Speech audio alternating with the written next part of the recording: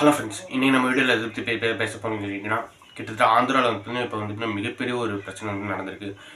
மிகப்பெரிய பிரச்சனைன்னு சொல்கிறத விட ஒரு மிகப்பெரிய ஒரு மூட நம்பிக்கை நடந்திருக்கு. அது என்னன்னு சொல்லி தான் மெயினாக இந்த வீடியோவில் தான் பார்க்க போகிறோம்.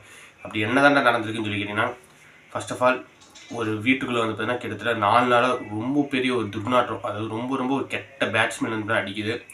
அடிக்கும்போது பார்த்தீங்கன்னா அக்கம் பக்கத்தில் இருக்கிறவங்களாம் அந்த வீட்டுக்காரங்களே கூப்பிட்டு வந்து வான் பண்ணுறாங்க. உங்கள் வீட்டிலேருந்து ரொம்ப கெட்ட ஸ்மெல் வருதுங்க, என்னன்னு சொல்லி பாருங்கன்னு சொல்லி சொல்லும்போது, நாங்கள் பார்க்குறோங்கன்னு சொல்லிட்டு வந்துட்டுனா உள்ளே போய் கதை சுற்றிக்கிறாங்களாமா. அப்படியே சாதிக்கிட்டே இருக்கும்போது கிட்டத்தட்ட 4 நாளில் பார்த்தீங்கன்னா ஒரு ஸ்மெல்லு ரொம்ப பேட்ஸ்மேன் அதிகமாக ஆரம்பிச்சிருச்சு. அவங்க போய் போலீஸில் போய் கம்ப்ளைண்ட் பண்ணுறாங்க. போலீஸ் இப்போ போய் ஓப்பன் பண்ணி பார்த்தா தெரியுது, கிட்டத்தட்ட அங்கே ஒரு மிகப்பெரிய ஒரு விஷயம் நடந்திருக்குது.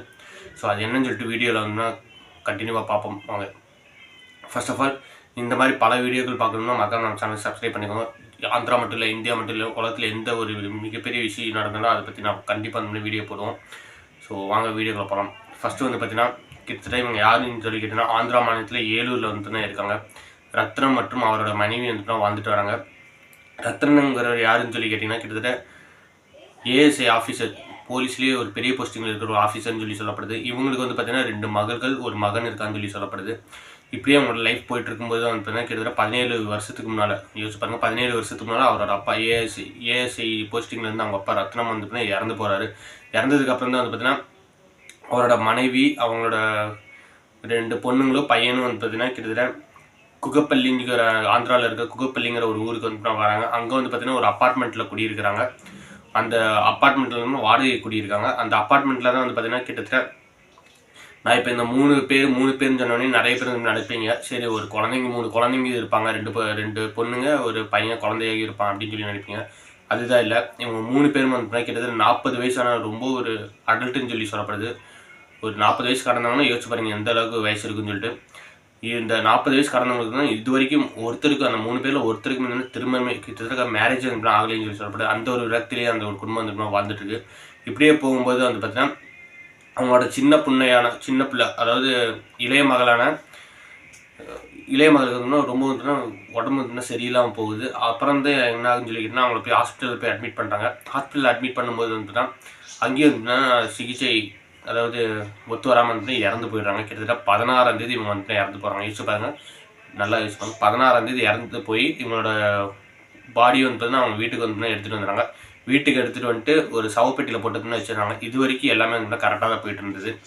ஸோ எல்லாருமே நார்மலாக ஹாஸ்பிட்டல் டெத் ஆனாங்கன்னா அவங்களோட பாடியை கொண்டு வந்துட்டுனா வீட்டில் வச்சு சவப்பெட்டியில் வச்சு சடங்குல செஞ்சு அடக்கம் பண்ணிடுவாங்க.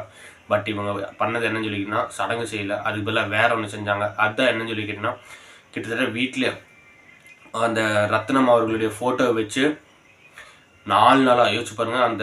அவங்க அப்பா இறந்தாரில் அந்த அப்பாவோட ஃபோட்டோ வச்சு 4 நாளாக பூஜை பண்ணியிருக்காங்க. இதில் தான் அந்த பாடியோட ஸ்மெல்லு ரொம்ப அதிகமாகி அந்த அக்கம் பக்கத்தில் இருக்கிறவங்க ரொம்பவும் அச்சுறுத்தலாக இருக்காங்க. இப்படியே போயிட்டு இருக்கும்போது தான் பார்த்தீங்கன்னா இவங்க மெயினாக எதனால பண்ணுறாங்கன்னு சொல்லி கேட்டிங்கன்னா, இந்த பிரார்த்தனை பண்ணாக்க தன்னோட மகளோட உயிர் திரும்பி வந்துடுங்கிற அந்த ஒரு மூட நம்பிக்கையில் இந்த ஒரு பிரார்த்தனை 4 நாளாக நடந்துட்டு இருக்குன்னு சொல்லி சொல்லப்படுது. இப்படியே போயிட்டு இருக்கிறப்ப தான் பார்த்தீங்கன்னா அந்த மக்கள் எல்லாரும் சேர்ந்து போலீஸ் ஸ்டேஷனில் போய் கம்ப்ளைண்ட் பண்ணி போலீஸ்காரங்க பார்க்குறாங்க. போலீஸ்காரங்க பார்த்ததுக்கப்புறம் தான் மிகப்பெரிய ஒரு ஷாக் ஆகுறாங்க.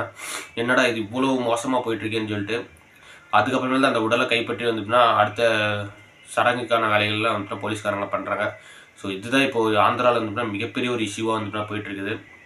யோசிச்சு பாருங்கள், ஒரு 4 நாளாக ஒரு அப்பார்ட்மெண்ட்டில் ஒரு வாடகை வீட்டில் வச்சுக்கிட்டு இந்தளவுக்கு பண்ணியிருந்தாங்கன்னா அது எவ்வளோ பெரிய இஷ்யூவாக இருக்குதுன்னு சொல்லிட்டு. ஸோ கண்டிப்பாக இந்த ஒரு வீடியோ நிறைய பேர் ஷேர் பண்ணி பார்க்க சொல்லுவாங்க. இன்னும் நம்ம ஊர்லேயே நிறைய பேர் இந்த மூட நம்பிக்கையில் வாழ்ந்துட்டு தான் இருக்காங்க. ஸோ அவங்களெல்லாம் ஷேர் பண்ணி அதெல்லாம் வெறும் மூட நம்பிக்கை தான். எத்தனை நாள் ஆனாலும் போன உயிர் திரும்பி வராதுன்னு சொல்லிட்டு மறக்காமல் சொல்லுங்கள். ஸோ தேங்க்ஸ் ஃபார் வாட்சிங். Bye friends.